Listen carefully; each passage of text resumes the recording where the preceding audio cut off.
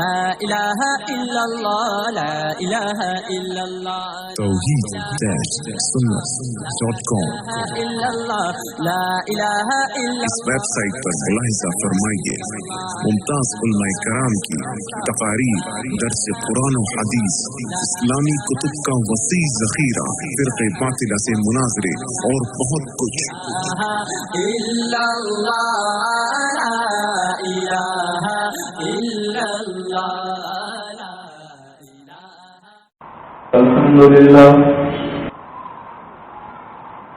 الحمدللہ نحمده ونستعينه ونستغفره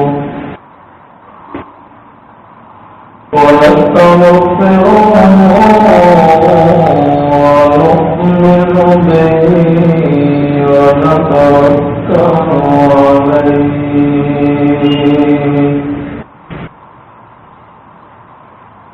أما بعد فأعوذ بالله من الشيطان الرجيم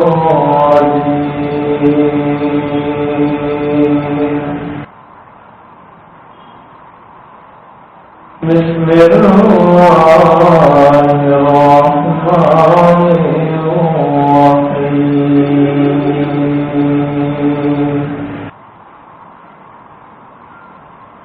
وفوق كل ذي علم عليم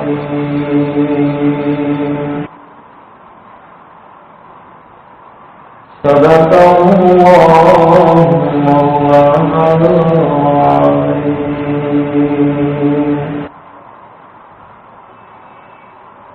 وصدق رسوله النبي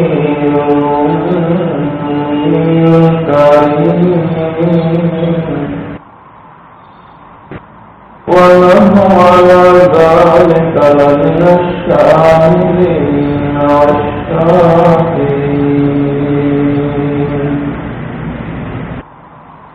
والحمد لله رب العالمين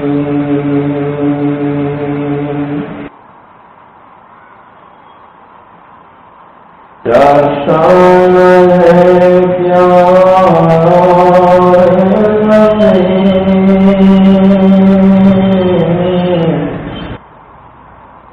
حق أطاعتي سواري يا شان يا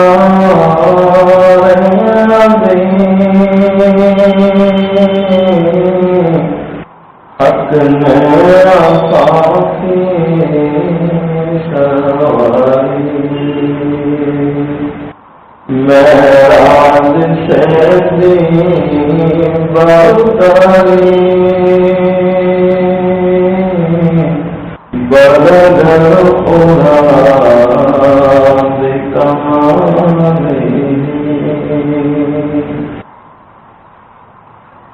ظلمات تھی جب کفاتی شرک و دلالت متغیرے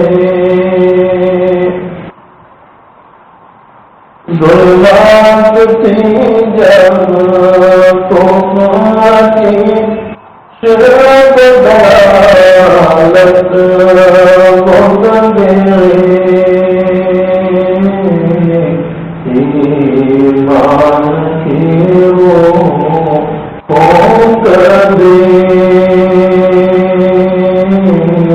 کشف دجا جمالی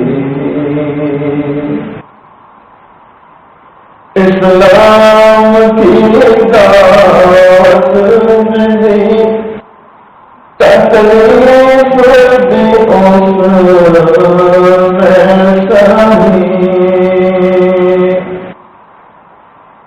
اسلام کی دعوت دی تکلیف دی اس میں سہی جس جس نے دعا دشمن کو دی حسنت جمیع خصالہ ایک دعا میں مچی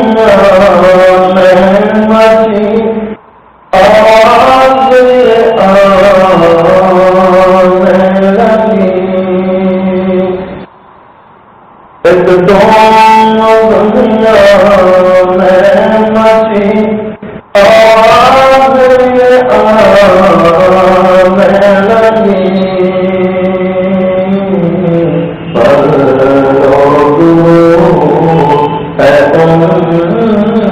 لگی صلو علیہ وآلہ ایک مرتبہ محبت کے ساتھ درود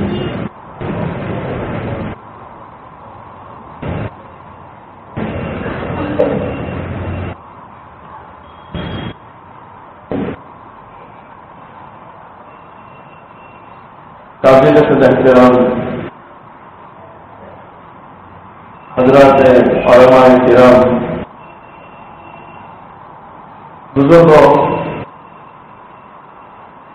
عزیز نوجوان ساتھیوں، آج 8 مارچ عیسوی 2010 ہم یہاں سلاوت پورہ مومناواد بڑی مسجد میں اسلامی مجلس کے عنوان سے جمع ربیع الاول کا یہ مبارک مہینہ چل رہا ہے اور یہ وہ مہینہ ہے جس مہینے میں دونوں جہاں کے سردار محمد رسول اللہ صلی اللہ علیہ وسلم تشریف لائے اور اس مہینے میں آپ صلی اللہ علیہ وسلم کی آمد میں، آپ کی تشریف آوری میں عالم انسانیت میں بہار قائم کر دی۔ علماء نے لکھا ہے کہ ربیع کے معنی موسم بہار کے، پچھلی جمعہ کو یا مسجد اقصی میں نے ذکر کیا تھا کہ ربیع کے معنی موسم بہار ہے اور ایک ہوتا ہے موسم خزاں۔ پہلے موسم خزاں ہوتا ہے، پھر موسم بہار آتا ہے۔ علماء لکھتے ہیں موسم خزاں میں تو درختوں کا حال یہ ہو جاتا ہے کہ سارے پتے گر جاتے ہیں، نتیجہ یہ ہوتا ہے کہ وہ درخت اجڑے ہوئے بنجر نظر آتے ہیں، یہاں تک کہ دھوپ اور گرمی سے بچنے کے لیے پرندے سایوں کی تلاش کرتے ہیں، ان درختوں پر جاتے ہیں تو انہیں ان درختوں کی ٹہنیوں میں پتے نہ ہونے کی وجہ سے سایہ تک میسر نہیں ہوتا۔ یہ ہے موسم خزاں۔ اس کے بعد اللہ تعالی موسم بہار لاتے ہیں۔ دونوں جہاں کے سردار محمد رسول اللہ صلی اللہ علیہ وسلم اس جہاں میں تشریف لائے، اس سے پہلے موسم خزاں تھا۔ علماء لکھتے جہالت کا عالم یہ مارے جہالت کے زمین پر پڑا ہوا خون بھی اپنی زبانوں سے چاٹ رہے۔ علماء لکھتے جہالت کا ایسا دور دورہ کہ زمین پر خون پڑا ہے، اس خون کو بھی چھوڑتے نہیں، اس کو بھی زبانوں سے چاٹ لیا کرتے۔ ایسی تاریخی، ایسی ظلمت اللہ کی بنا لڑنے مرنے والی کو ذرا ذرا سے بہانے گردنوں کو اڑا دینے کے لیے کافی ہو جاتی ہے. جیسے ہمارے سماج اور معاشرے میں چند ایسی عورتیں ایسی لڑنے والی اور ایسی بدزبان کہ پورا محلہ ان سے ہاتھ جوڑتا ہے. میں نے پچھلی جمعہ کو اقصا میں ایک عورت سے مثال دیتی میں آج ایک عورت کی مثال لے چلوں. ویسے ہم مرد بھی عورتوں سے کم نہیں ہے کیونکہ قرآن مجید میں اللہ تعالیٰ فرماتے ہیں الرجال قوامون علی النساء کہ مرد جو ہے یہ عورتوں پر حاکم کی حیثیت رکھتے ہیں. تو ظاہر بات ہے کہ ماتحت جتنا جھگڑالو ہو تو حاکم اس سے زیادہ ہوتا ہے. لیکن ایک عورت کی مثال دیتا چلو. وہ ایک مرد تھا بیچارہ, اس کے گلے پڑ گئی ایک جھگڑنے والی عورت, بڑی جھگڑالو عورت. دن بھر کا تھکا ہوا باہر سے گھر آئے, جیسے ہی گھر آتا کیسٹ شروع ہو جاتی. اس کو کوئی اور کیسٹ رکھنے کی ضرورت ہی نہیں پڑتی, یہی کیسٹ سب سے زیادہ چلتی تھی. ایک دن اس کی بیوی کی وفات ہو گئی. ہو سکتا ہے روزانہ رات کو اٹھ کر اللہ سے دعا مانگتا ہوں کہ اللہ اس سے چھٹکارا دے دے تاکہ آگے کچھ سمجھ میں آئے. اس کی وفات ہو گئی. اس نے جلدی سے غسل دلا دیا, کفن پہنا دیا اور لوہے کے جنازے میں اس کو سلا دیا. اس زمانے میں لوہے کا جنازہ ہوگا, سلا دیا اس کو. سارے لوگ جمع ہو گئے. شوہر نے کہا بھائی مرنے کے بعد دیر نہیں کرنی چاہیے, جلدی دفن کرنا چاہیے, ان کو جلدی اٹھاؤ یہاں سے. لوگ کیا جانے کہ جلدی کس بات کی ہے, جلدی سے اٹھا لیا. اب اس کو لے جا رہے تھے, اتفاق سے راستے میں لوہے کا کھمبا آیا جس پر بجلی کے تار جا رہے تھے. لوہے کا کھمبا, عجیب اتفاق کہ جنازہ لے کر چل رہے تھے تو جنازہ بھی لوہے کا, وہ بجلی کا کھمبا بھی لوہے کا.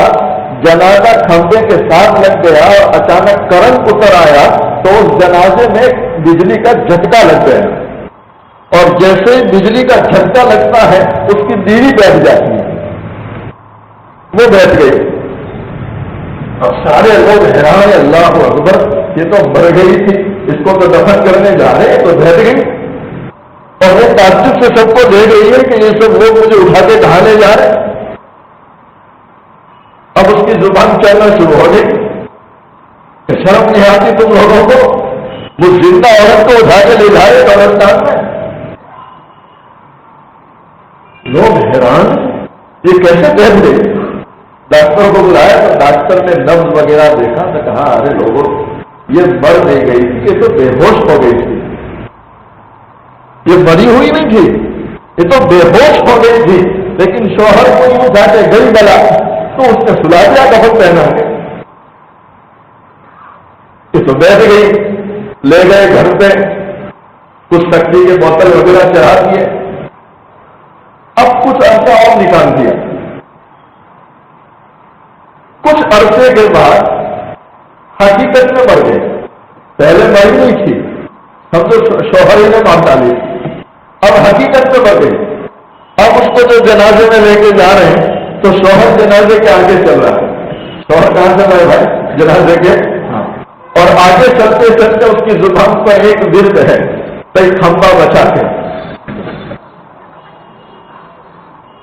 وہ بار بار بول رہا ہے بھائی کھمبا بچا کے, کھمبا بچا کے, کیونکہ اس کو ڈر جاتا پھر کھمبے سے لگے گر بیٹھ جائے. جب لڑنے جھگڑنے والے گلے پڑ جائے تو آدمی کو پتہ چلتا ہے کہ عورت کیا چیز ہے.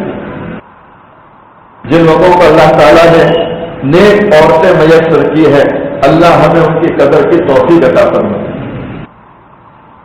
یہ تو ایک مثال ہے. ایک مثال سے ہم اس دور جہالت کو سمجھ سکتے ہیں کہ اس زمانے کا کیا عالم رہا ہوگا کہ جہاں لوگ زمین پر پڑا ہوا خون بھی چاٹ لیا کرتے تھے.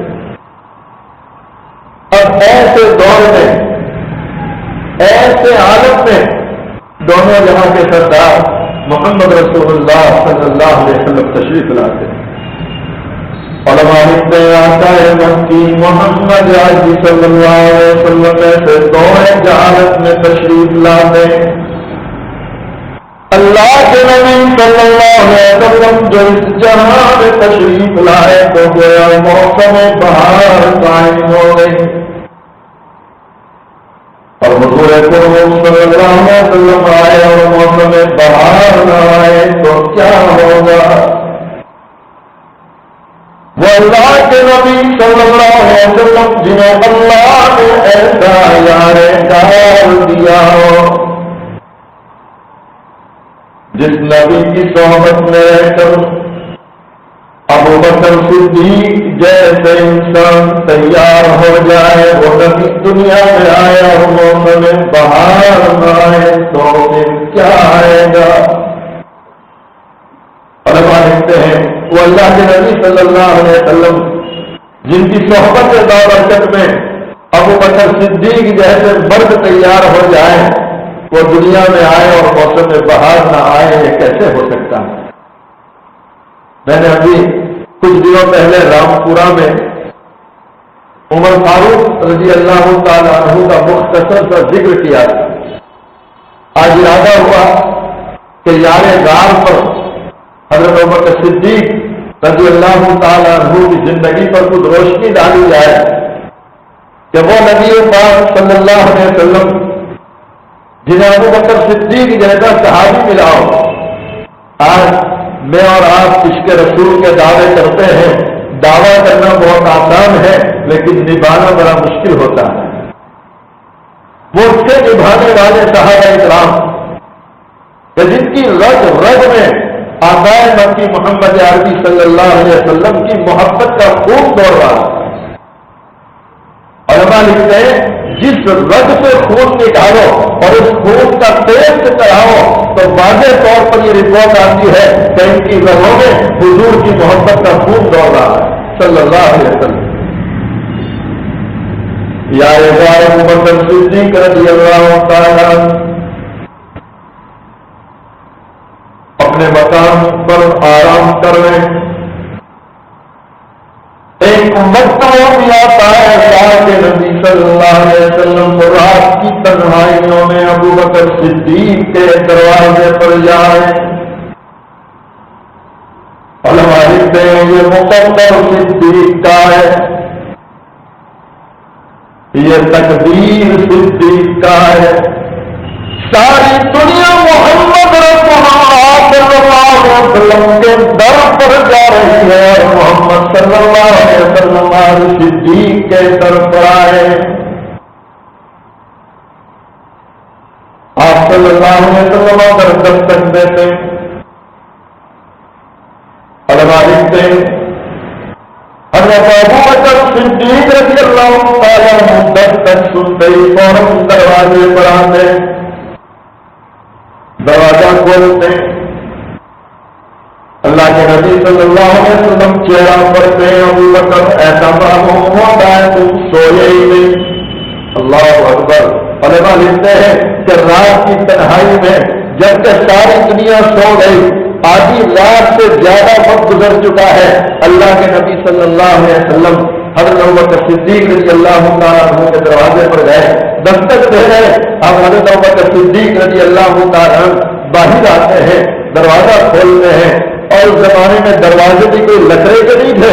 علماء لکھتے ہیں کہ پردہ ڈال دیتے تھے کمرے کا. آپ باہر آئے تو اللہ کے نبی صلی اللہ علیہ وسلم نے چہرہ دیکھا کہ ابو بکر ایسا معلوم ہوتا ہے کہ تم سو کر نہیں اٹھے. اس لیے کہ سویا ہوا آدمی جب وہ بستر سے اٹھ کر باہر آتا ہے تو اس کی آنکھوں اور چہرے سے پتا چلتا ہے کہ سو کر آیا ہے. تمہارا چہرہ تو بالکل تر و تازہ ہے. اللہ اکبر. جب اللہ کے نبی صلی اللہ علیہ وسلم یہ سوال فرماتے ہیں،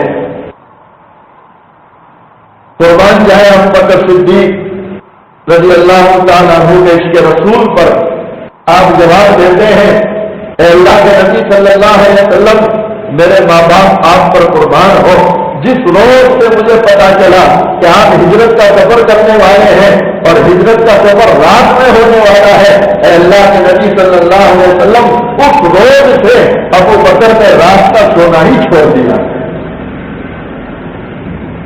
محض اس نیت سے کہ کہیں ایسا نہ ہو کہ اللہ کا گزارا نبی ابو بکر کی چوکھٹ پر آئے اور ابو بکر سویا ہوا ہو، اللہ کے نبی کو تکلیف پہنچ جائے۔ آج میں اور آپ حضور کی محبت کے دعوے تو کرتے ہیں، لیکن ہماری زندگیوں سے نکلنے والے اعمال، ہمارے افعال، ہمارے اخلاق، ہمارے کردار، ہم نے کبھی بیٹھ کر نہیں سوچا کہ میرا یہ گناہ جو حضور کی خدمت میں پہنچ رہا ہے، آیا اللہ کے نبی کو اس سے تکلیف پہنچتی ہے یا نہیں پہنچتی؟ وہ تو صحابہ تھے جو سوچتے تھے کہ کہیں ایسا نہ ہو کہ میرے کسی فعل سے میرے آقا محمد رسول اللہ صلی اللہ علیہ وسلم کو تکلیف پہنچ جائے۔ اللہ اکبر، وہ کیسا یار بار ہے۔ آقا مکی محمد عربی صلی اللہ علیہ وسلم گھر میں تشریف لائے، کہا ابو بکر چلو سفر کی تیاری کرو، کہا یا رسول اللہ صلی اللہ علیہ وسلم میں بالکل تیار ہوں، آدھی رات سے زیادہ وقت گزر چکا ہے، آپ ذرا اندازہ لگائیں کہ آدھی رات سے زیادہ وقت گزر چکا ہو، ساری دنیا سو چکی ہے، اور یہ اللہ کے دلارے نبی محمد رسول اللہ صلی اللہ علیہ وسلم کا ساتھی حضرت ابو بکر صدیق رضی اللہ تعالیٰ عنہ جواب دے رہے ہیں، اے اللہ کے محمود صاحب میں بالکل تیار ہوں۔ کہا ابو بکر سفر کے لیے کچھ سامان باندھ لو۔ حضرت اسماء رضی اللہ تعالیٰ عنہ چھوٹی سی بچی حضرت ابو بکر صدیق کی، باپ جب ایسا حضور پہ قربان ہو تو اولاد میں وہ اثر کیوں نہ آئے؟ ہمارے بزرگوں نے لکھا ہے کہ باپ جب اللہ کے راستے میں قربانی دینے والا بن جاتا ہے تو اللہ باپ کے صدقے میں اولاد کو بھی قبول کر لیتا ہے۔ شرط یہ ہے کہ ماں باپ پہلے نیت صحیح کریں تو اللہ اولاد کو قبول کرتے ہیں۔ حضرت اسماء رضی اللہ تعالی عنہا چھوٹی سی بچی، ابو بکر صدیق رضی اللہ تعالی عنہ نے فرمایا بیٹا اسماء سفر کے لیے تھوڑا سامان باندھ دو۔ وہ غربت کا زمانہ، کوئی کپڑا نہیں کہ جس میں سامان سفر باندھے، رکھتے سفر باندھے تو اسماء کے سر پہ دوپٹہ تھا۔ حضرت اسماء ایک طرف کونے میں گئی، دیکھو یہ معصوم بچی ہے لیکن شرم و حیا کا عالم ہے کہ اپنے باپ کے سامنے اپنا دوپٹہ نہیں اتار رہے۔ آج ہمارے یہاں اتنی بے حیائی کا ماحول، اللہ کی پناہ، کہ برہا باپ ہے، جوان بیٹی کو کوئی پرواہ نہیں کہ میرا باپ گھر میں بیٹھا ہے، باپ کے سامنے دوپٹہ بھی اتر جاتا ہے، کوئی پرواہ نہیں، بلکہ اتنی بے حیائی کہ لڑکے کی عورت جس کے لیے یہ خسر ہے باپ کے درجے میں ہے، لیکن اس عورت کو بھی یہ احساس تک نہیں ہوگا کہ میرا خسر موجود ہے، اس کا دوپٹہ اتر جاتا ہے، کوئی پرواہ نہیں۔ حالانکہ اللہ کے نبی صلی اللہ علیہ وسلم نے فرمایا اس عورت پر اللہ کی لعنت اترتی ہے جو کھلے سر اپنے گھروں میں اور بازاروں میں پھرتی ہے، اللہ کی لعنت اترتی ہے۔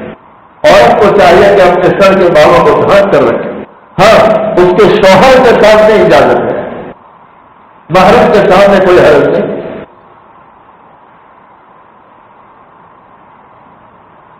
حضرت اسماء رضی اللہ تعالی عنہا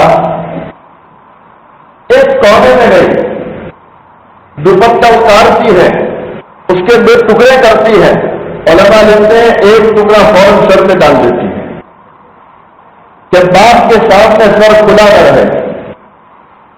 اللہ اکبر، کیسی کیسی عورتیں گزری. بنو اسرائیل میں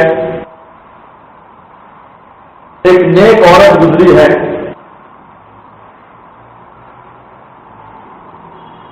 نوجوان عورت. ہمارے اس بگڑے ہوئے زمانے میں عورتوں کا حال دیکھ کر شرم آتی ہے کہ ہمارے اس دور میں عورتوں کا کیا حال ہو گیا. ایسے اڑیاں لباس، ایسے چست لباس کہ لباس پہننے کے باوجود ہماری عورتیں ننگی نظر آتی ہیں. مشائخ نے لکھا کہ وہ لباس ہی نہیں کہا جائے گا کہ جس کو پہننے کے باوجود عورت کا نشیب و فراز نظر آتا ہے. عورت کا چڑھاؤ اتار، یعنی بدن کا وہ حصہ جو ابھرا ہوا ہوتا ہے، اٹھا ہوا ہوتا ہے. علماء لکھتے ہیں کہ لباس کے باوجود اگر وہ بدن کے حصے نظر آتے ہیں تو اس کو لباس نہیں کہتے، یہ تو فیشن کا کپڑا ہے جو بدن پر لباس کے نام پر ڈال دیا ہے، ورنہ اس کی کوئی حقیقت، اس کی کوئی حیثیت. آج کے اس بگڑے ہوئے دور میں اچھے اچھے نمازی لوگ اپنی نگاہوں کی حفاظت کرنا چاہتے ہیں، لیکن باہر کی دنیا میں عورتوں کا لباس ایسا ہو گیا کہ کوشش کے باوجود انسان اپنی نگاہوں کو نہیں بچا پا رہا.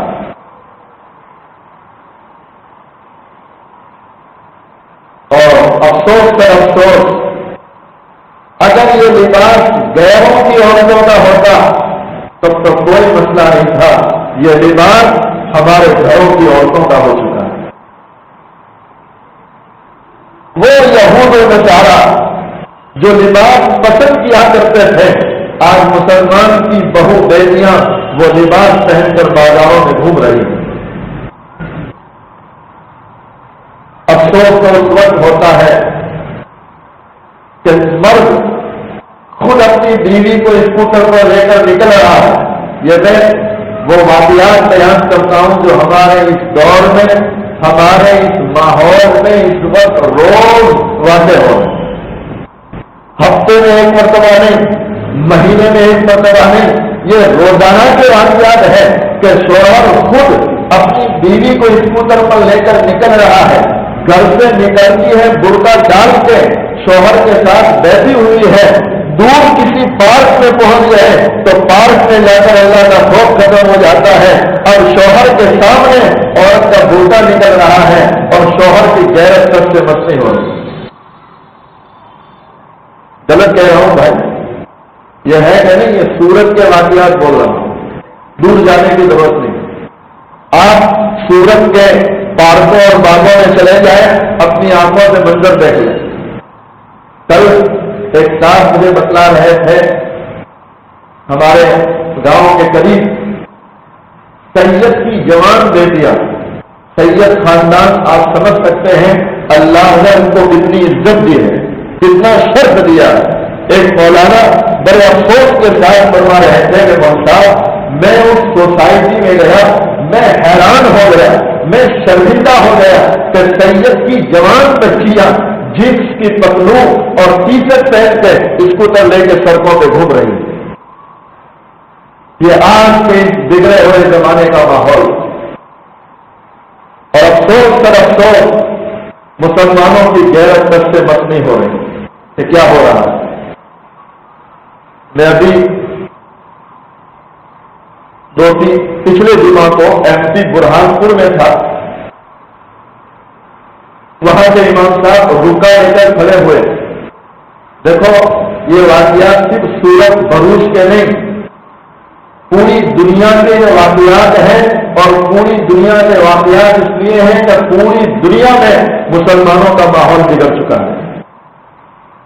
جو قوم اس دنیا میں رہبر کی حیثیت سے آئی، رہنما کی حیثیت سے آئی، جو قوم اس دنیا میں اس سے بھیجی گئی کہ دنیا کی ساری قومیں اس قوم کو دیکھ کر اپنی زندگی کی اصلاح کریں، وہ قوم خود راہ سے ہٹ گئی تو دوسری قومیں کیسے اصلاح کریں؟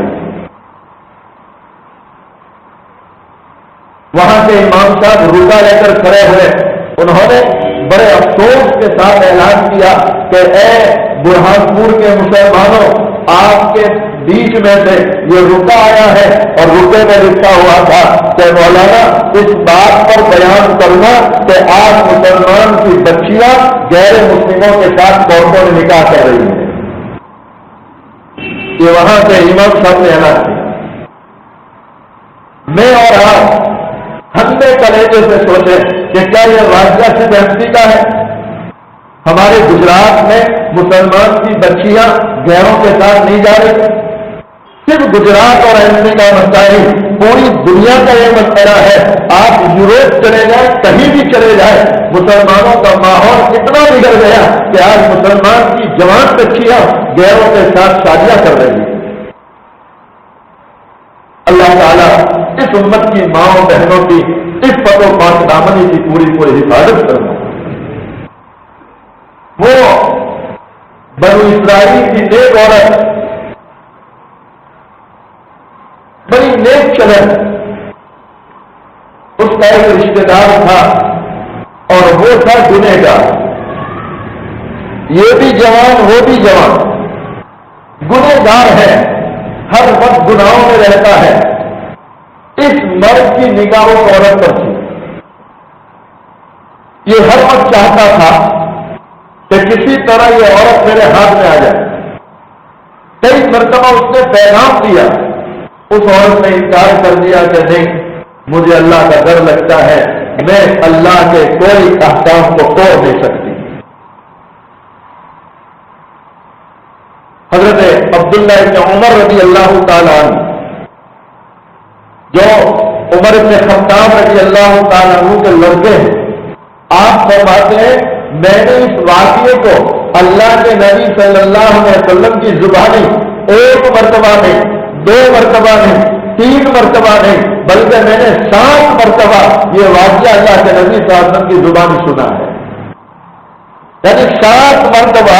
تو حضرت عبداللہ فرماتے ہیں میں نے سنا۔ اس سے انداز لگا سکتے ہیں کہ اللہ کے نبی صلی اللہ علیہ وسلم نے اس واقعے کو صحابہ کے سامنے کتنی مرتبہ بیان کیا ہوگا، اصلاح کی غرض سے، کہ کہیں ایسا نہ ہو کہ ہماری بہو بیٹیوں میں یہ بیماری آ جائے، ہمارے مردوں میں یہ بیماری آ جائے۔ آپ صلی اللہ علیہ وسلم فرماتے ہیں اس جوان مرد کا ہر وقت یہ جذبہ تھا کہ کسی طرح یہ عورت میرے ہاتھ میں آ جائے، اور عورت ہر مرتبہ انکار کرتی تھی کہ میں یہ گناہ کا کام نہیں کر سکتی۔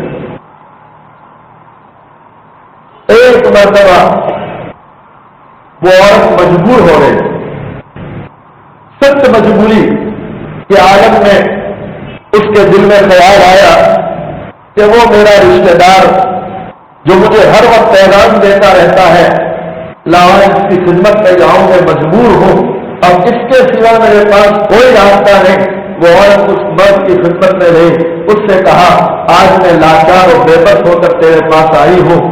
اس مرد نے کہا کتنی ضرورت ہے؟ تو اس نے کہا مجھے 20 دینار کی ضرورت ہے۔ 20 دینار اس مرد نے دیے۔ اللہ کے نبی صلی اللہ علیہ وسلم فرماتے ہیں یہ مرد اس عورت سے غلط کام کرنے کے لیے اپنے قدم کو آگے بڑھاتا ہے، اپنے ہاتھ کو آگے بڑھاتا ہے، اور وہ عورت زارو قطار رو رہی ہے، آنکھوں میں آنسو ہے۔ یہ میں اس لیے سنا رہا ہوں کہ یہ بنو اسرائیل کا واقعہ کہ جہاں مرد اور عورت تنہا جمع ہے، اکیلے جمع ہے، اور عورت کے خوف کا یہ عالم ہے کہ زارو قطار رو رہی ہے۔ ہمارے اس زمانے میں کوئی مرد کوئی عورت اکیلے جمع ہو جائے، انہیں تنہائی مل جائے اور عورت آنکھوں میں آنسو لے آئے اور عورت اللہ کے خوف سے روئے، آج اس بگڑے ہوئے زمانے میں ہم اس کا تصور نہیں کر سکتے۔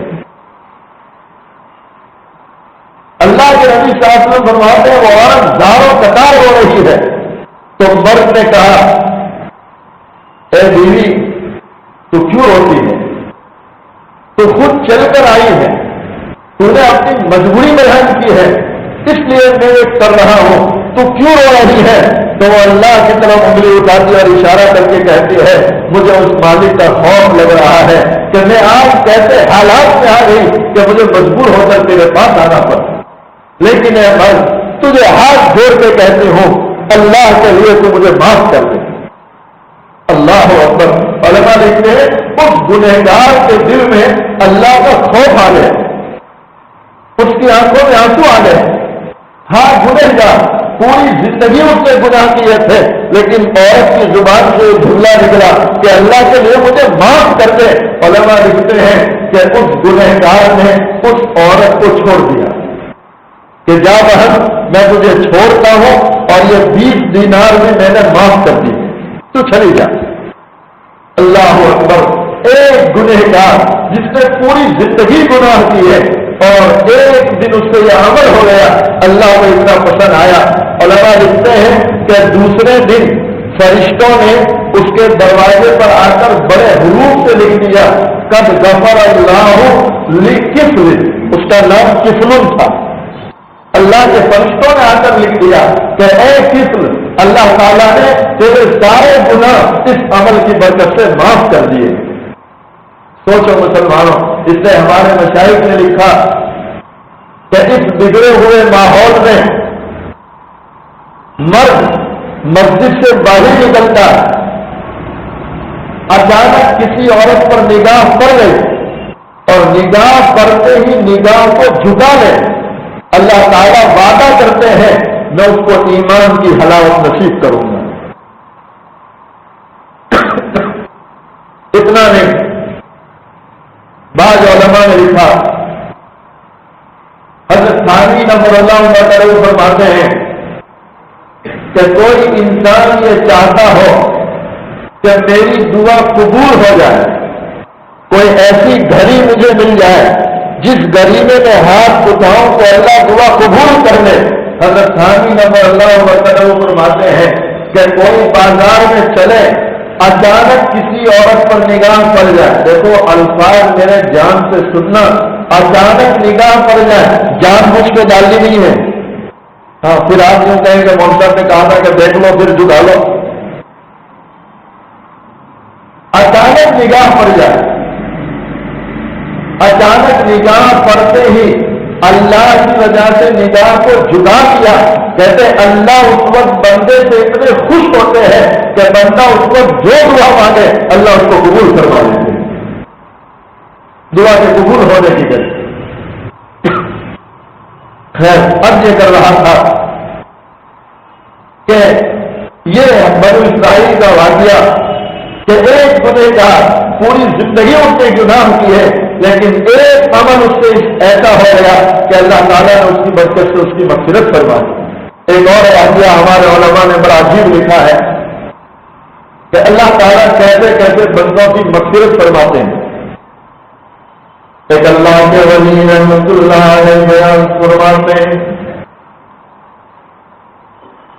ایک اللہ کے ولی بیان کرتے ہیں رب العالمین نے کس طرح میری مغفرت فرمائی۔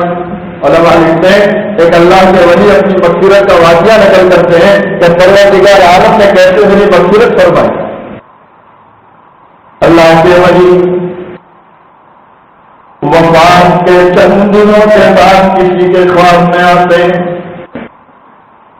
خواب دیکھنے والا خواب ہی میں سوال کرتا ہے، حضرت آپ بتائیں گا پروردگار عالم نے تمہارے ساتھ کیا معاملہ کیا ہے۔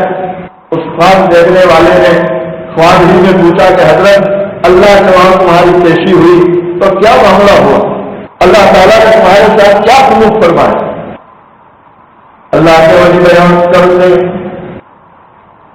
اللہ کے ولی بیان کرتے ہیں پروردگار عالم کے سامنے جب میری پیشی ہوتی ہے، حتی شانوں نے میزان قائم کیا، ترازو رکھ دیا۔ علماء لکھتے ہیں کہ ہر بندے کے ساتھ ترازو والا معاملہ ہوگا، جیسے یہاں ختم ہوگی اللہ تعالیٰ ترازو قائم کریں گے اور اس کے اعمال نامے کو تولا جائے گا۔ اللہ کے ولی بیان فرماتے ہیں میں حق تعالیٰ شاموں کی بارگاہ میں حاضر ہوا، میں نے کہا رب العالمین نے ترازو قائم کی ہے، ایک پلے میں میرے اچھے اعمال تھے تو دوسرے پلے میں وہ اعمال تھے جو رب کو پسند نہیں تھے۔ دیکھو میں گناہ کا لفظ نہیں بول رہا کیونکہ اللہ کے ولی تھے۔ ہمارے بزرگوں نے لکھا کہ انبیاء علیہ السلام اللہ کے معصوم بندے ہوتے ہیں اور اولیاء کرام اللہ کے محفوظ بندے ہوتے ہیں، کہ اللہ کے ولیوں کی اللہ تعالیٰ گناہوں سے حفاظت کرتے ہیں۔ اس لیے میں گناہ کا لفظ نہیں بولتا، بلکہ وہ کام جو اللہ کو پسند نہیں تھے۔ اللہ کے ولی بیان کرتے میں نے ترازو میں دیکھا، ایک طرف میں اچھے اعمال ہے تو دوسرے پلے میں وہ کام ہے جو رب کو پسند نہیں تھے۔ اور عجیب مسئلہ ایسا اللہ کے ولی بیان کرتے ہیں، حیران و پریشان ہوں، میرا نیکیوں کا پلہ اوپر اٹھا ہوا ہے اور وہ کام جو اللہ کو پسند نہیں وہ نیچے گرا ہوا تھا۔ تو فیصلہ ظاہر ہو گیا نا بھائی کہ نیکیوں کا پلہ جب اوپر اٹھا ہو اور وہ کام جو اللہ کو پسند نہیں وہ پلہ نیچے جھکا ہو تو فیصلہ ظاہر تھا کہ جہنم میں جانا ہے۔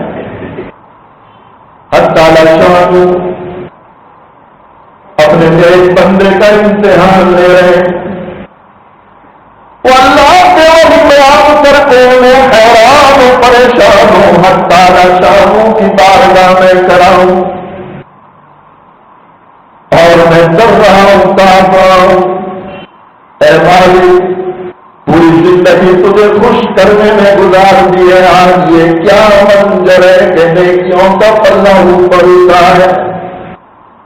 اے پروردگار عالم آج تجھ سے رحم کی بھیک مانگتا ہوں، تو مجھ گنہگار پر رحم فرما دے۔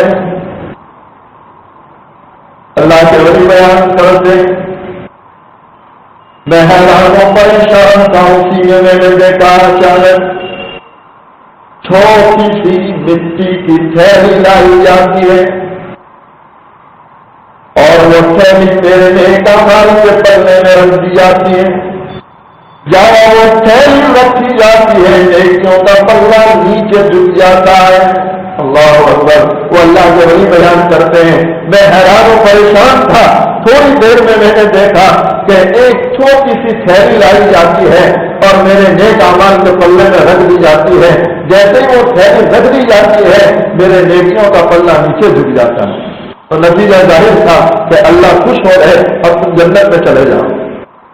لیکن وہ تھے اللہ کے ولی، علماء لکھتے ہیں وہ اللہ کے ولی تھے، اللہ کے سامنے کرے ادھر سے اعلان ہو رہا ہے میرے بندے جاؤ میں نے تمہیں معاف کر دیا، تم جنت میں چلے جاؤ، لیکن یہ اپنی جگہ کرے۔ میں اور آپ ہوتے تو ظاہر بات ہے کہ اشارہ ہوتے بھاگ کر چلے جاتے کہ اللہ کے یہاں سے کچھ اور یاد سے آ جائے، لیکن یہ اللہ کے ولی تھے جنہیں مقام ناز حاصل تھا، جگہ سے نہیں ہٹے، کھڑے ہیں اپنی جگہ پر اور عرض کہتے ہیں باری تعالیٰ بے شک جنت بھی خوشی کی جگہ ہے اور تو نے مجھ گنہگار پر رحم فرما دیا، فضل فرما دیا کہ تو نے میرے لیے جنت کا فیصلہ کر دیا، لیکن اے مالک ذرا اتنا بتلاؤ یہ تھیلی کیا چیز ہے جو میری مغفرت کا سبب بن رہی ہے۔ اللہ اکبر، پروردگار عالم فرماتے ہیں اے میرے ولی، اے میرے نیک بندے، ایک دن دنیا میں میرے ایک گنہگار کا جنازہ جا رہا تھا، وہ گنہگار جس سے لوگ نفرت کرتے تھے، لوگ اس کی طرف دیکھنا پسند نہیں کرتے تھے، اے میرے نیک بندے جب تو نے اس کا جنازہ دیکھا تو جنازہ دیکھ کر کھڑا ہو گیا، تو نے اس کو کندھا دے دیا، اور اتنا ہی نہیں تو جنازے کے پیچھے چلتا رہا یہاں تک کہ قبرستان میں گیا، اور قبرستان میں جا کر تو نے اس کی قبر پر کھڑے ہو کر ایک مٹھی بھر کر مٹی اٹھائی اس کی قبر میں ڈالی۔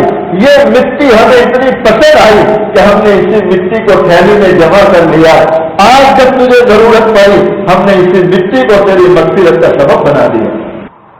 علماء لکھتے ہیں وہ اللہ کس طرح اپنے بندوں کی مغفرت کر رہا ہے، وہ गुनहगार जिससे दुनिया नफरत करती है, लेकिन उसी गुनहगार के जनाजे में एक अल्लाह का वली शरीक हो जाता है, अल्लाह उस वली पर फजल फरमा रहे हैं। हालांकि उलमा ने लिखा कि अल्लाह वालों का हाल तो यह है कि किसी कब्रिस्तान से भी गुजर जाए तो अल्लाह ताला उन कब्रिस्तान वालों से अजाब उठा लेते हैं। एक अल्लाह का वली किसी कब्रिस्तान में गुजर जाए, अल्लाह ताला कब्रिस्तान वालों से अजाब उठा लेते हैं। इसलिए हमारे उलमा ने लिखा, और मैंने भी कई उलमा को देखा कि कोई बड़ा अल्लाह का वली आता है तो एहतमाम से कब्रिस्तान में ले जाते हैं ताकि अल्लाह के वली के दो कदम कब्रिस्तान में लग जाए, अल्लाह ताला कब्रिस्तान वालों को फजल फरमाए। अल्लाह ताला मेरी आपकी भी मग़फ़िरत फरमाए। अब ये कर रहा था कि हज़रत अस्मा रज़ी अल्लाह ताला, बात यहीं से चली थी ना भाई, याद है ना, बस खत्म कर रहा हूं। हज़रत अस्मा रज़ी अल्लाह ताला एक दुपट्टा सर पे रखकर दूसरे दुपट्टे में सामान्य सफर बांध के अपने वालिद के हाथ में दे रही। अल्लाह के नबी सल्लल्लाहु अलैहि वसल्म और हज़रत अबू बकर सिद्दीक़ रज़ी अल्लाह ताला सफर में निकल गए। उलमा लिखते हैं सुबह हुई, जैसे ही सुबह हुई हज़रत अबू बकर सिद्दीक़ रज़ी अल्लाह ताला के वालिद हज़रत अबू कुहाफा घर में आए।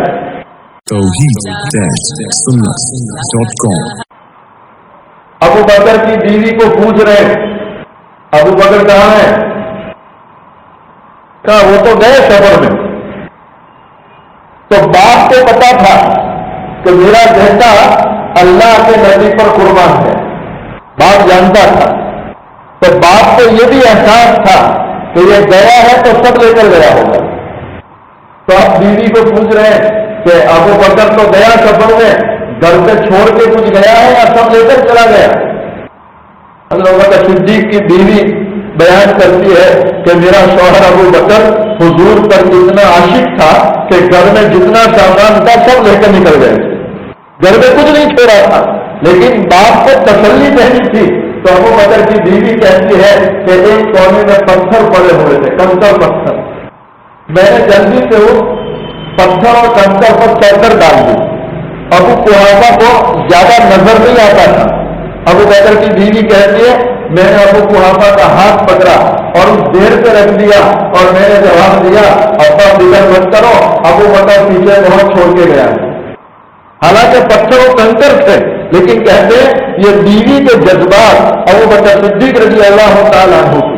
उलमा लिखते हैं जिस नबी को अबू बकर सिद्दीक रज़ी अल्लाह ताला अन्हु जैसा यार गाय मिला हो और जिसे अबू बकर सिद्दीक की ऐसी बीवी कि जिसको अल्लाह ने इसकी जहानत दी हो कि बाद में भी इस तरह की कुर्बानी देती हो, वो मोहम्मद रसूलुल्लाह सल्लल्लाहु अलैहि वसल्लम इस जहां में आए और मौसम में बाहर न आए, ये कैसे हो सकता है? उलमा ने लिखा इतना ही नहीं, हजरत अस्मा रज़ी अल्लाह ताला अन्हा रोजाना शाम के वक्त खाना तैयार करके उस गार पर जाती है जहां पर अल्लाह के नबी सल्लल्लाहु अलैहि वसल्लम और हज़रत अबू बकर सिद्दीक रज़ी अल्लाह ताला अन्हु ने सहारा लिया था, गारे सौर। आज भी मदीना मुनव्वरा में वो गारे सौर मौजूद है।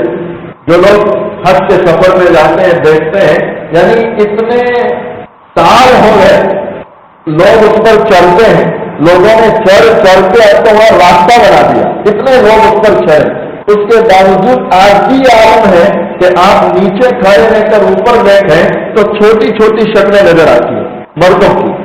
इतनी बुलंदी पर जो पहाड़ है, उस पहाड़ पर हजरत अस्मा उस जमाने में चढ़ती थी। आप सोचें कि मासूम बच्ची ने अल्लाह के नबी सल्लल्लाहु अलैहि वसल्लम की मोहब्बत में कितनी कुर्बानी दी है। उस जमाने में उस पहाड़ी पर चढ़ती है और इतना नहीं, एक रोज उस पहाड़ी से उतरकर वापस आ रही थी, रास्ते में अबू जहल मिल गया, इब्ने हिशाम। अबू जहल ने हजरत अस्मा को पकड़ लिया और कहा अस्मा इतना बतलाओ कि तुम्हारा बाप कहां छुपा है। तो इनको तलाश थी दुश्मनों को कि कहां ये दोनों छुप गए। हजरत अस्मा रज़ी अल्लाह ताला अन्हा जवाब देती है ए अबू जहल मैं नहीं बतलाऊंगी। उलमा लिखते हैं अबू जहल को गुस्सा आया तो अबू जहल ने एक थप्पड़ मार दी, जिसका नतीजा ये हुआ कि हजरत अस्मा नीचे गिर गई اور بڑی پتھر کی چٹان کے ساتھ حضرت اسما کا سر لگ جاتا ہے، خون بہنے لگتا ہے، حضرت اسما کے سر سے خون بہ رہا ہے۔ حضرت اسما کو ابو جہل پھر ہاتھ پکڑ کے کھڑا کرتا ہے، پھر پوچھتا ہے اے اسما بتلا دے حضور کہاں ہے، اگر تو نہیں بتلائے گی میں جان سے مار ڈالوں گا۔ اللہ اکبر۔ حضرت اسما رضی اللہ تعالیٰ عنہا اپنے بچپنے میں جواب دے رہی ہے اے ابو جہل تجھ سے جو ہو سکے کر لے، میں اپنے نبی کا پتہ تجھے نہیں دے سکتی۔ کیسی قربانی دی ہے۔ ہمارے علماء لکھتے ہیں کہ جس نبی پاک صلی اللہ علیہ وسلم کو ایسے معصوم بچے قربانی دینے والے مل جائے کہ خون بہ رہا ہو لیکن نبی کا پتہ نہ دے، وہ نبی دنیا میں آئے اور موسم بہار نہ آئے، کیسے ہو سکتا ہے؟ اللہ تعالیٰ مجھے اور آپ کو اللہ کے نبی صلی اللہ علیہ وسلم کی ایک ایک سنت سے محبت کرنے کی اور ایک ایک سنت پر عمل کرنے کی توفیق عطا فرمائے۔ اخیر میں دونوں جہاں کے سردار محمد رسول اللہ صلی اللہ علیہ وسلم کی شان میں چند مصرے پڑھتا ہوں، محبت کے ساتھ سماعت فرمائیں۔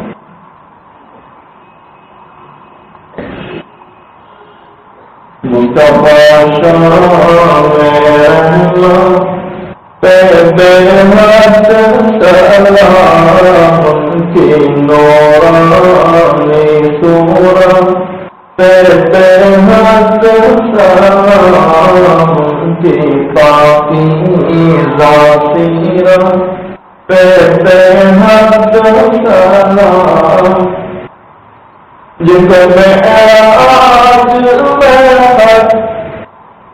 کو بس میرے سارے نبیوں کے جن کو امامت میرے اور خیر الامم جن کو امت میرے اور شفاعت کے جن کو اجازت میرے اس نبی کی نبوت پہ بے حد سلام مصطفیٰ شان رحمت پہ بے حد سلام در تبلیغ حق جب کہتا ہے سن گئے دل کے کفار پتھر لگے مارنے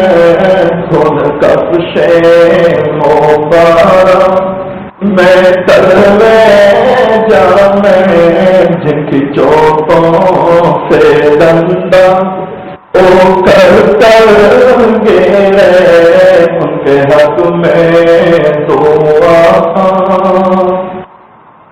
ان کے حق میں دعا تو کرنے لگے ان کے حق میں دعا تو کرنے لگے ان کو اپنی تو رحمت خدا بخش دے میرے مولا صبح کسی کا نہیں میرے مولا صبح کسی کا نہیں اس کا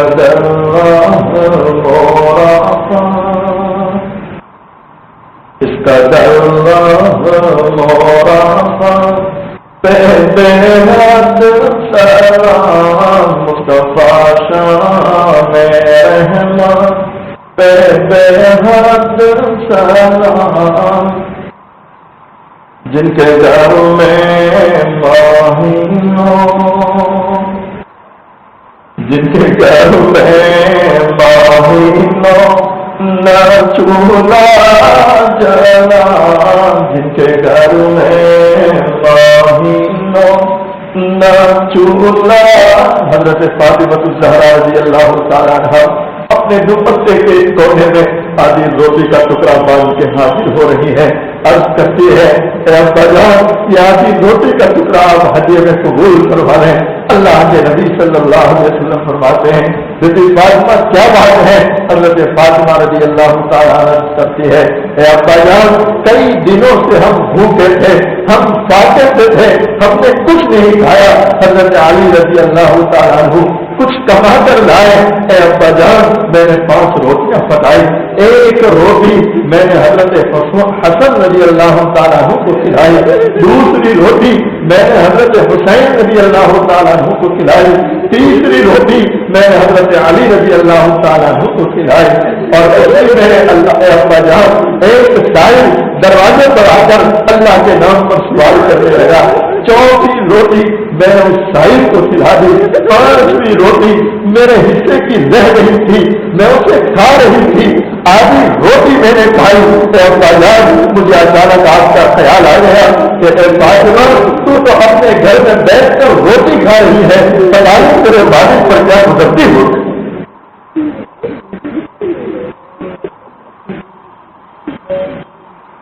ابا جان جیسے ہی مجھے آپ کا خیال آ گیا یہ روٹی لے کر میں حاضر ہو گئی ہوں، آپ اس کو قبول کروا لیں۔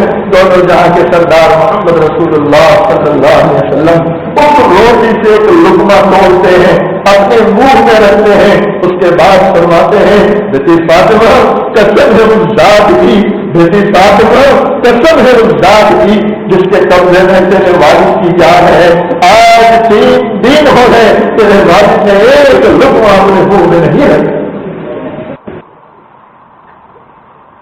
جن کے گھر میں ماہی نو، جن کے گھر میں ماہی نو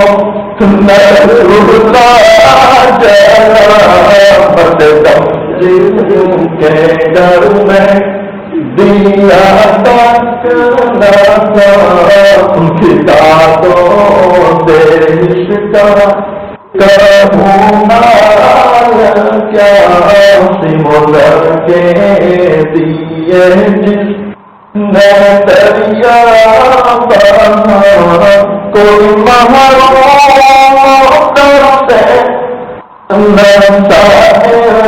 دریا کوئی محروم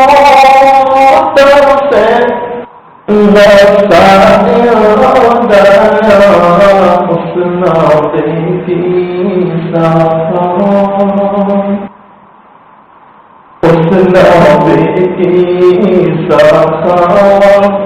بے حد سلام مصطفیٰ شام رحمت بے حد سلام۔ اللہ تعالیٰ کہنے سننے سے زیادہ عمل کی توفیق عطا فرمائے۔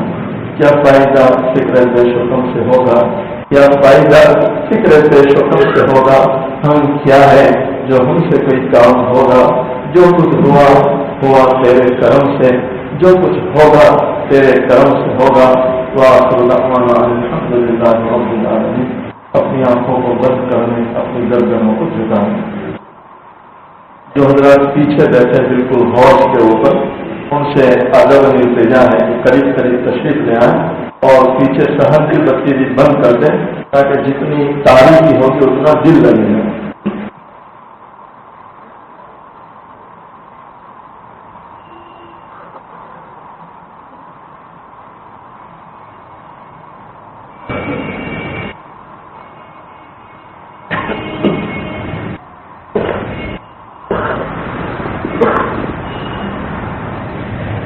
اپنی آنکھوں کو بند کرنے، اپنی گردنوں کو جھکانے۔ جس طرح ایک چھوٹا سا بچہ اپنی ماں کو اپنی امی کہہ کر پکارتا ہے، ماں جدھر چہرہ لے جاتی ہے بچہ ادھر جا کے اپنی ماں کو پکارتا ہے، بچہ رویا کرتا ہے، یہاں تک کہ ماں اپنے روتے بچے کو سینے سے لگا لیتی ہے۔ آج ہم اس کے گنہگار بندے، سیاہکار بندے، اقرار مجرم اس رب کی چوکھٹ پکڑ کر بیٹھے ہیں، اس رب کو اللہ اللہ کہہ کر پکارے۔ تاکہ وہ رب ہم گنہگاروں پر رحم فرما دے. میری آواز سے اپنی آواز کو ملا کر اللہ کا ذکر کرے.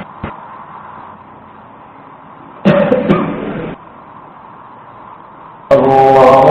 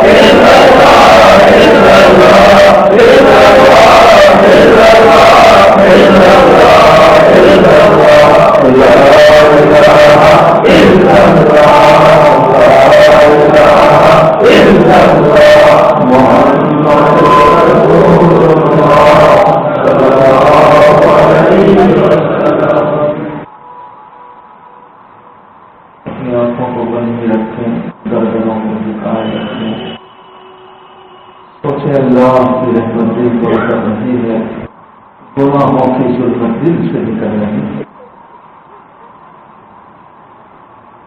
بھول جائے دنیا میں کوئی ہمارا ہے، اور واقع میں اللہ کے بندو اس دنیا میں سوائے اللہ کے کوئی ہمارا نہیں.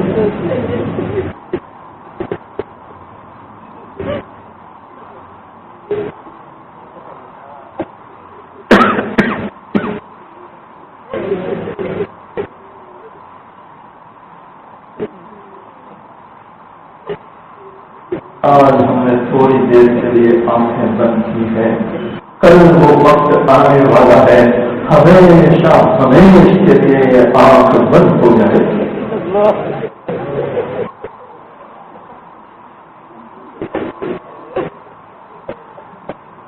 اپنی خطاؤں کو یاد کریں، اپنے گناہوں کو یاد کریں، رونے کی کوشش کریں کہ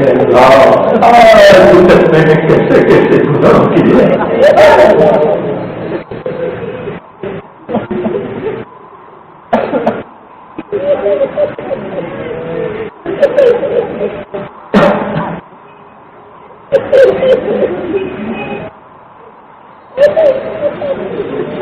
کل میدان محشر قائم ہوگا، لوگ اپنے اپنی قبروں سے اٹھ کر آئیں گے، ہر ایک اپنے اپنے گناہوں کے بقدر پسینے میں ڈوبا ہوا ہوگا. کوئی ٹکنا سمیت پسینے میں ڈوبا ہوگا، کوئی گھٹنوں سمیت ڈوبا ہوگا، کوئی کمر کے برابر، کوئی سینے کے برابر، تو کوئی پورا ڈوب گیا ہوگا. انسان اس روز کے منظر کو دیکھے گا، پریشان ہوگا، حیران ہوگا. میدان محشر کی ہولناکی، اس دن کی سختی، اس دن کے عالم کو دیکھ کر انسان روئے گا، چیخے گا، پکارے گا. علماء لکھتے ہیں اتنا روئے گا کہ سارے آنسو ختم ہو جائیں گے. بلال خون کے آنسوؤں سے رونا شروع کرے گا، خون کے آنسوؤں سے روئے گا. علماء لکھتے ہیں اس روز خون کے آنسو بہانا اس گنہگار کو اللہ کی پکڑ سے نہیں بچا سکے. آج اللہ نے موقع دیا ہے اس مالک کی محبت میں، اس مالک کے خوف و خشیت میں ایک آنسو بہا لے. وہ اللہ اتنا کریم ہے، بندہ ایک آنسو بہاتا ہے، زندگی بھر کے گناہوں کو اللہ معاف کر دیتا ہے.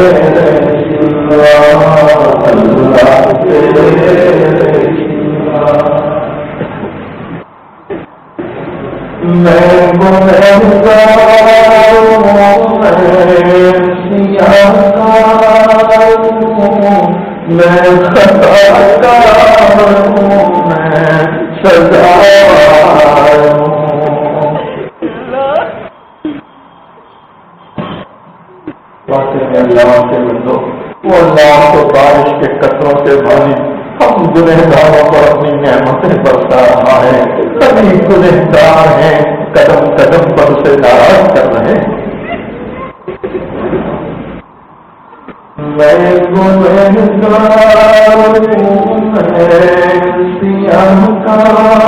ہوں، میں خطاکار ہوں، میں سزاوار ہوں، میں خطاکار ہوں، میں سزاوار ہوں.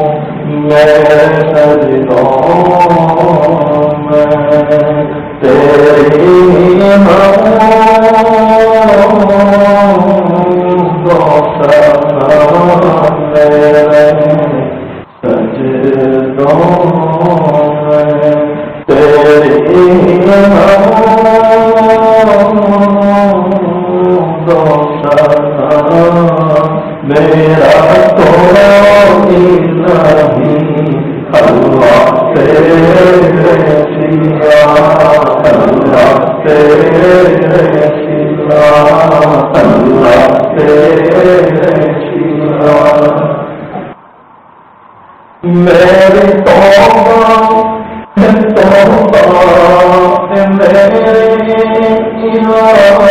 مجھ گنہگار کو تو نہ دینا سزا.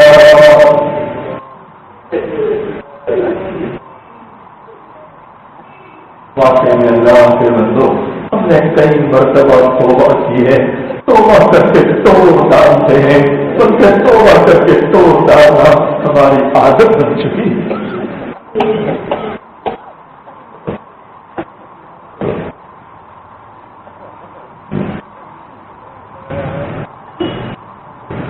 میری توبہ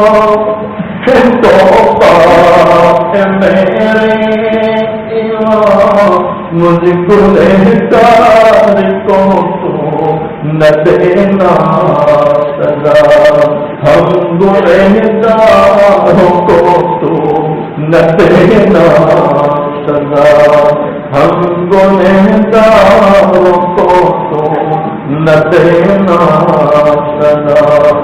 میری آنکھوں کو لے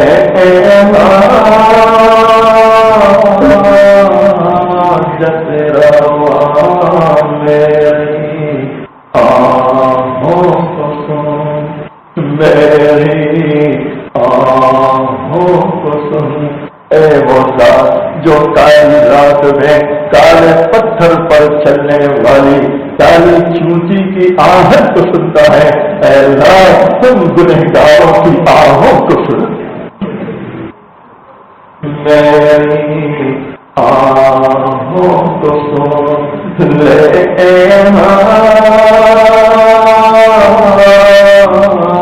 جچروا، میرا کوئی نہیں اللہ تیرے سوا، اللہ تیرے سوا، اللہ تیرے سوا.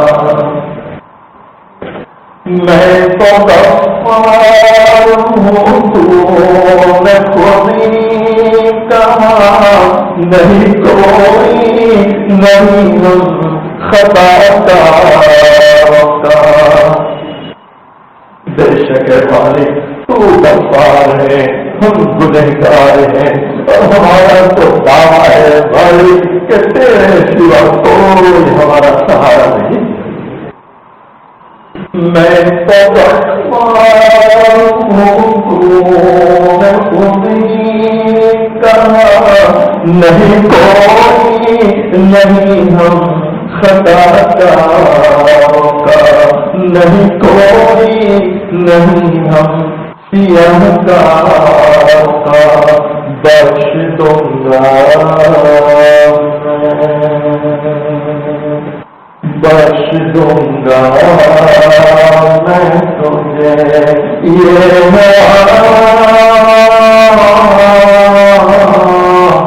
تیرا، بخش دوں گا بخش دے گا تو ہمیں، بخش دے گا تو ہمیں. یہ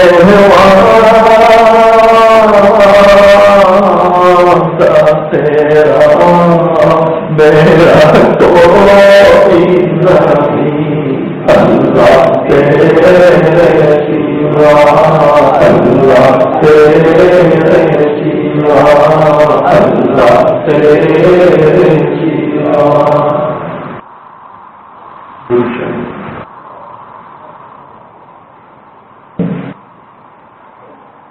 بسم اللہ الرحمن الرحیم. سبحان اللہ بحمدہ، سبحان اللہ العظیم.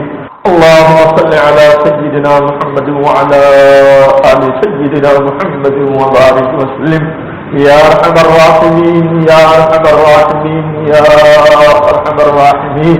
اے اللہ جب بندہ 3 مرتبہ اس پاک نام سے آپ کو پکارتا ہے فرشتہ آواز دیتا ہے اے بندے مانگ کیا مانگتا ہے؟ ارحم الراحمین تیری طرف متوجہ ہیں۔ اے اللہ اس پاک نام سے ہم نے آپ کو پکارا ہے، آپ ہماری طرف متوجہ ہیں۔ اے اللہ ہم آپ کے گنہگار بندے، سیاہکار بندے، اقرار مجرم، اے اللہ تیرے سامنے ہاتھ پھیلا کر بیٹھے ہیں۔ اے مالک اپنے گناہوں کو لے کر بیٹھے ہیں، اپنی خطاؤں کو لے کر بیٹھے ہیں، اور اے اللہ گناہوں کو لے کر نہ بیٹھے تو کیا لے کر بیٹھے؟ ہمارے پاس سوائے گناہوں کے کچھ بھی نہیں۔ اے اللہ ہم نے دنیا والوں کو دیکھا، جب کوئی غریب کسی امیر کی چوکٹ پر جاتا ہے امیر کو خوش کرنے کے لیے ہدیے تحفے لے کر جایا کرتا ہے۔ اے اللہ تو امیروں کا امیر ہے، بادشاہوں کا بادشاہ ہے، تو احکم الحاکمین ہے۔ اے اللہ تجھے خوش کرنے کے لیے نیکیاں لے کر آنا چاہیے تھا، اچھے اعمال لے کر آنا چاہیے تھا، لیکن اے اللہ ہم خالی دامن خالی جولی، اے اللہ ہم سبھی، ہم گنہگار، ہم خطاکار، کہاں سے نیکی لائے، کہاں سے اچھے عمل لائے؟ اے اللہ ہمیں تو افسوس اپنی زندگی پر کہ اے اللہ زندگیاں ختم ہونے جا رہی ہیں، ایک عمل ایسا نہیں ہے جس کو تیری شان میں پیش کر سکے۔ اے اللہ رحمت کا معاملہ کروا لے، کرم کا معاملہ کروا لے، اب وہ درگزر کا معاملہ کروا لے۔ اے اللہ ہم سب کی مغفرت کروا لے، ہمارے ماں باپ کی مغفرت کروا، بھائیوں بہنوں کی مغفرت کروا، اے اللہ پوری امت کی مغفرت کروا لے۔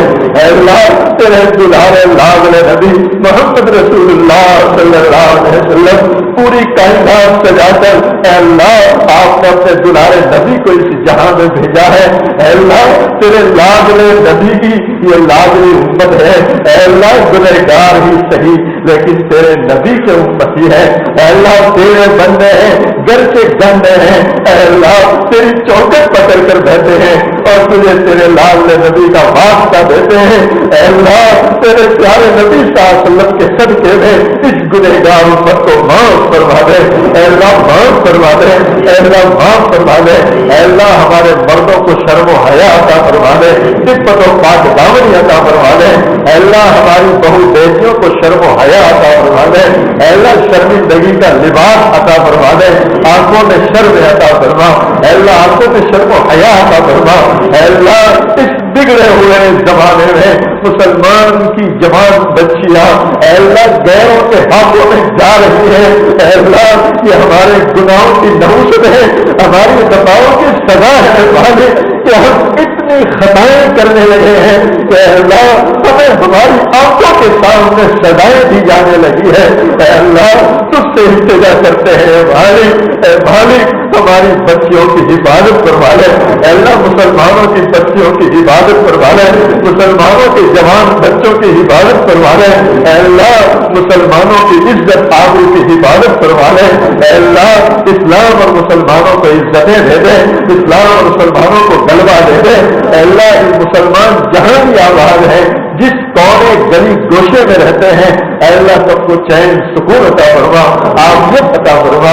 اے اللہ اتنے سارے لوگ تیرے سامنے ہاتھ پھیلا کر بیٹھے ہیں، ہر ایک اپنی پریشانی اپنی ضرورتیں لے کر بیٹھے ہیں، اے اللہ سب کی پریشانیوں کو دور فرما، سب کے غموں دکھوں کو دور فرما، حلال اور پاکیزہ عافیت والی سکون والی برکت والی روزی عطا فرما، حرام اور مشتبہ غذا سے حفاظت فرما۔ اے اللہ جو بندے قرض کے بوجھ میں دبے ہیں، اے اللہ غیب سے، اے اللہ غیب سے، اے اللہ غیب سے ادائیگی کی شکلیں اور صورتیں پیدا فرما۔ اے اللہ قرض کے بوجھ کو آسان فرما، اے اللہ جو ہم سے بیمار چل رہے ہیں سب کو شفائے کل عطا فرما۔ اے اللہ ہمارے اس علاقے پر اپنی خصوصی رحمتیں نازل فرما، خصوصی برکتیں نازل فرما۔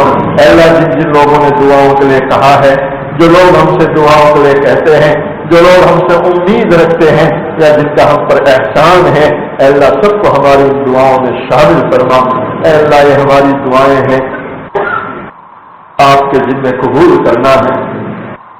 اے اللہ ہماری تمام دعاؤں کو محض اپنے فضل و کرم سے نبی پاک صلی اللہ علیہ وسلم کے صدقے طفیل میں تمام صحابہ تابعین تابعین تمام اولیاء کرام کے صدقے میں اور اے اللہ قرآن مقدس کے صدقے میں اور ان بیٹھنے والوں میں اے اللہ جن کا تجھے رونا پسند ہے جن کے گرم گرم آنسو تجھے پسند ہے اے اللہ ان کے صدقے میں ہماری تمام دعاؤں کو قبول کر صلی اللہ علیہ ان اللہ وملائکتہ یصلون علی النبی یا ایھا الذین آمنوا صلوا علیہ وسلموا تسلیما اللهم صل علی سیدنا محمد وعلی آل سیدنا محمد وبارک وسلم سبحان ربک رب العزة عما یصفون والسلام علی المرسلین والحمد للہ رب العالمین.